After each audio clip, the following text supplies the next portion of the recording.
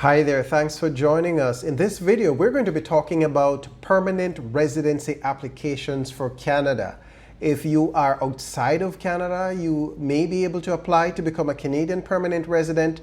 And if you're inside Canada as a temporary resident on a work permit, you may also be able to apply to become a permanent resident. We'll have much more on this after the break, and as usual, remember to hit the subscribe button and to check us out on our website at go.gooselaw.com. We'll be right back.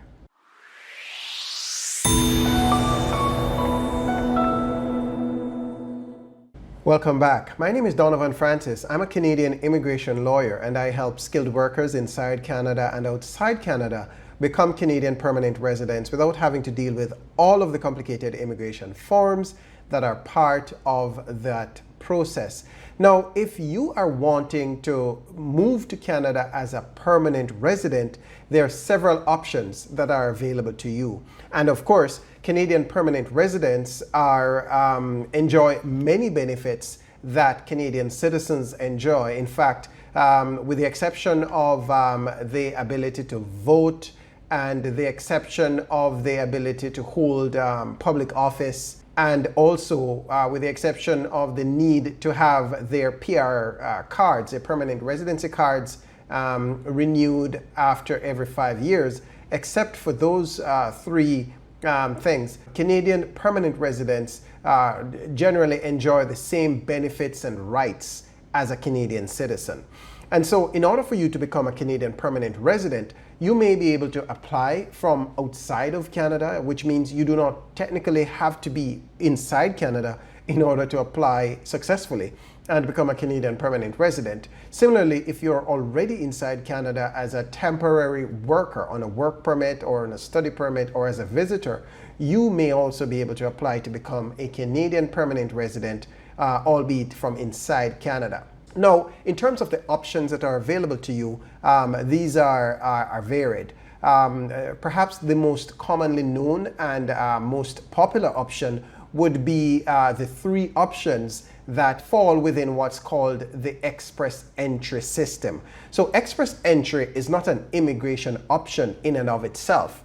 Instead, it's a system that Canada's immigration authorities use to sift out and to select the top candidates for the different streams that are part of that program.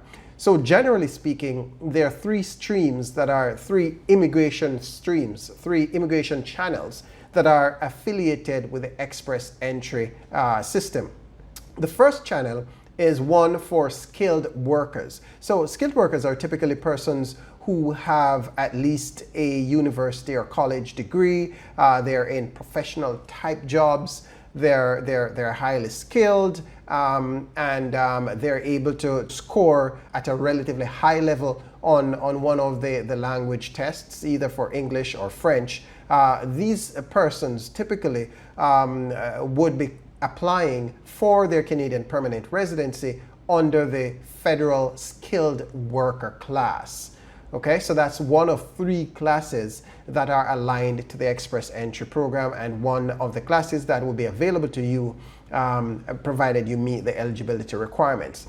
Another class or stream that's available to persons wanting to become Canadian permanent residents is the federal skilled trades class. And this one is specific to persons with experience and training in certain hands-on type trades. Let's say like an electrician, for instance. If you've worked as an electrician outside of Canada and you are you're trained and certified in that area, then this may be a stream for you, a class for you. The third one is for temporary residents who are already inside Canada and working, but who are not yet permanent residents. They may be able to apply for what's called the Canadian Experience class. And this class takes into consideration the experience that they would have accrued while being in Canada. So those are three streams, three classes that fall under express entry, and those are three channels that are available to you in order to become a Canadian permanent resident. Outside of those options, there's also the option to apply at the provincial level. So the first three options that we spoke about, which fall under the Express Entry Program, those are managed by the federal government, the Canadian government.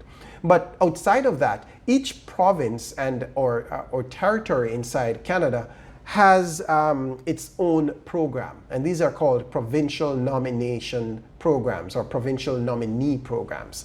And these are also avenues that are open to persons who are wanting to become Canadian permanent residents. And so one might want to look at the Ontario Provincial Nominee Program to see if it offers a greater opportunity, an easier way to get into Canada. Mind you, many of these provincial programs do have a stream that ties into the Express Entry Program. And so what that means is that persons who would have applied under the Express Entry system, those persons would then, by virtue of having been inside the Express Entry pool, would also be able to apply under some of the provincial nominee programs. All right? So that's option number 4. Alternatively, persons may also become Canadian permanent residents if you have an immediate family member inside Canada who is already a permanent resident or who is already a Canadian citizen. So Canadian citizens and permanent residents are able to sponsor their spouses or common law partners as well as their dependent children and their parents and grandparents to become Canadian permanent residents as well. So in a nutshell, those are some of the options that are available to assist you and to help you become a Canadian permanent resident. In terms of processing times naturally will vary depending on the program you're trying to apply for. But generally speaking, an Express Entry application can range anywhere from 6 months to a year or longer, depending on whether or not you're able to get all of the documentation and that kind of a thing. But typically the duration ranges from 6 months to a year, give or take. And that's for the 3 programs that fall within the Express Entry system. For sponsorship applications, spousal sponsorships, for instance, the processing time is in and around 1 year as well. And of course, remember, I'm speaking in general. I'm generalizing. The processing times may vary slightly from application to application, but generally speaking, we're looking at a duration of about 1 year. The processing times for the provincial programs are also going to be similar to the processing times for applications under Express Entry as well. In terms of costs, when you apply for permanent residency, there are government fees that you will have to pay. The current fee per individual or per couple is it's $1,325 for an individual or for a couple, and an additional $225 for each additional dependent child. All right, so those would be the costs for permanent residency, and of course there may be other fees depending on whether or not you're going to be applying for one provincial nominee program or another, and of course there would be also non-government fees for things such as your biometrics and your medicals and your police clearance certificates and so on and so forth. But in a nutshell, those are the options that would be available to you if you were to apply or if you were wanting to apply to become a Canadian permanent resident. I hope you found value in this video, and as always, do feel free to go ahead and hit the subscribe button and to check us out on our website at go.gooselaw.com.